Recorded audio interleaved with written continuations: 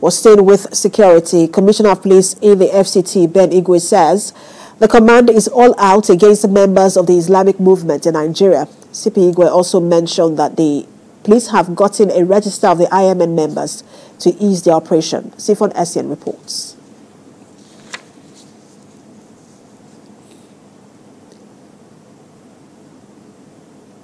After a Shiite religious procession on Sunday in the Wuse area of Abuja turned violent.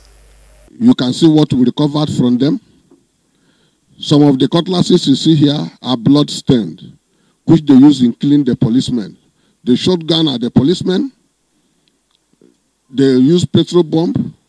They use cutlasses. If you see their dead body and how they were massacred, you will be shocked. So you have to follow them up. These are the cutlasses. Some of them are blood-stained. We recovered it from some of them from their headquarters in Suleja, in Karamajiji, in Uruga, Juli, in Nasarawa State. So you can see what they do. You can see the drugs they used to take. The police initially arrested 97 suspects, but 3 were later released after screening. Even now, the Commissioner of Police says police operatives have obtained the register of the IMN members allegedly involved in the procession. You can see blood stained. They will cover it and send it to their sponsors overseas and tell them that Nigeria police government have killed one of them. They will dress it, this is the head. They will dress it up and it will look like a human being so that they will send them money. And they will continue to send them money. So look at what they do. The Islamic movement in Nigeria has clashed with law enforcement agents at least 8 times since 2014. The 2015 confrontation with the Nigerian army in Zaria resulted in the deaths of over 300 Shiites, including Sheikh Zakzaki's sons. Sifon Essien, TVC News, Abuja. The police also paraded a Nigerian Navy personnel, Abdul Muhammad, for the alleged murder of the son of former Chief of Naval Staff, Vice Admiral Ishaya Ibrahim, retired. The FCT Commissioner of Police, Ben Igweh, confirmed that a suspect killed Aminu and stole his car 2 weeks ago. Aminu Ibrahim, the son of Vice Admiral Ibrahim, a former Chief of Naval Staff, was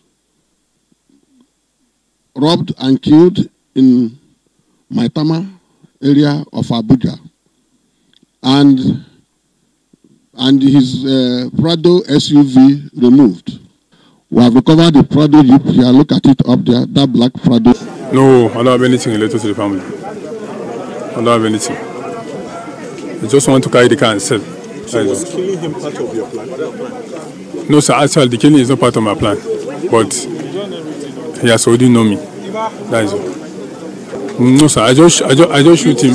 Then he died here. Then that is all. I take the car and go. Are you married? Yes, sir. CEO of Security Watch Africa, Patrick Agbambu, joins me on the news at 10 for more perspective to the security situation in the country. Good to have you join us. Thank you so much. So many things to unpack in terms of security in the country, but let's begin with that of the IMN. The police has now paraded some suspects, but some have said that the police should be careful in how it handles this particular issue. I want to get your thoughts on what has happened so far and then this parade by the police. The audio is very low. I can barely hear you. I don't know if it can be boosted.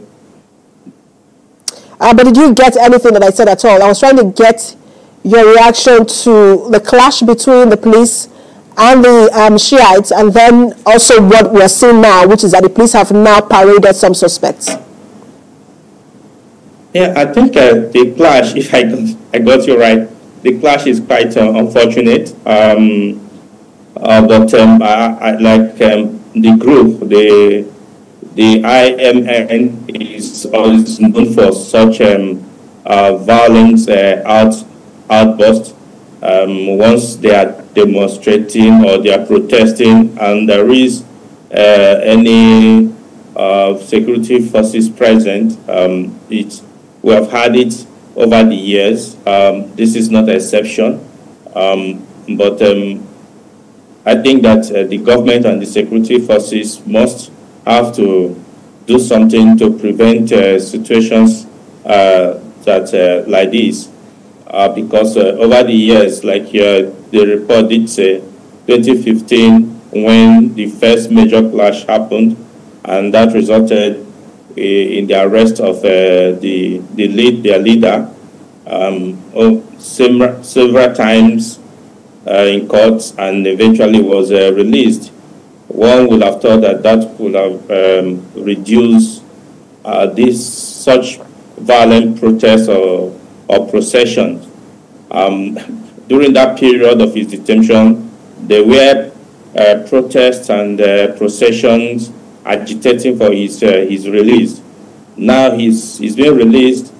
A lot of people are asking why are they still protesting, though some of their members had said that some of their members are still being detained, some were killed, and that is the result. So I think that there is need for government to interact with some of the leaders of this group and find out what actually is the situation, because we can't keep losing well-trained officers, especially security personnel, and equipment. Like you saw some of the vehicles we are. And Mr. Bambu, if I may quickly just comment, because you mentioned well-trained officers, and if you follow the first story that we took, the Federal High Court in Abuja has now granted the request of the DIA to detain some suspects as well, and one of them it's an ASP, I mean, when you look at it from the report, he was allegedly helping Boko Haram, bandits, and ISWAP members in carrying out terrorism operations.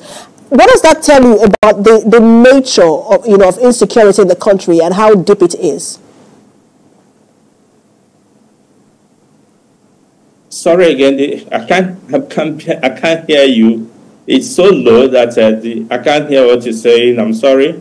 But so I was asking you about one of the suspects that was also paraded too as well by the police. One of them is an ASP, which is a police officer as well, and he was accused of helping Boko Haram and ISWAP members in their operations. I was asking, what does that tell you about the insecurity in the country?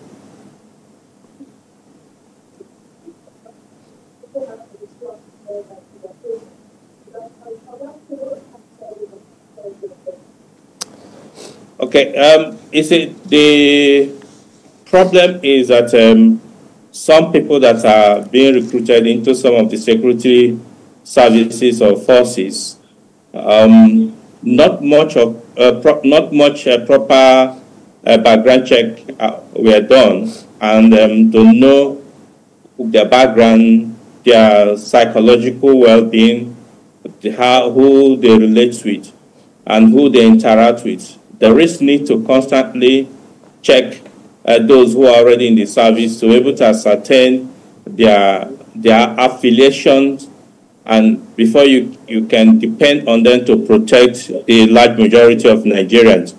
And there are also organized groups that intentionally recruit their members into the security forces and services so as to sabotage whatever plan or process that the security forces may have. So I think that there is need to do serious auditing of the personnel of these security forces, because I bet you that police officer is not the only person. We have so many who are still in the various system providing some intelligence or disclosing some of their tactics to this criminal group. So I think there is need for an urgent auditing of the characters and the persons that we have in our security forces. Thank you so much for your time. CEO of Security Watch Africa, Patrick Agbambu.